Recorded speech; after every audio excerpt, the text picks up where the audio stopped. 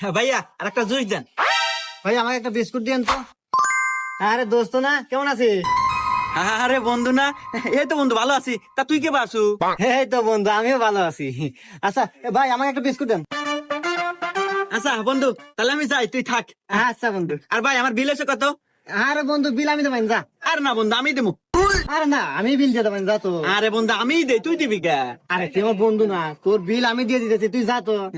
আচ্ছা বন্ধু, তাহলে থাক, আমি গেলাম। আচ্ছা ভাইয়া, আমার বিস্কুট আর জুস মিলে কয় টাকা বিলেছে?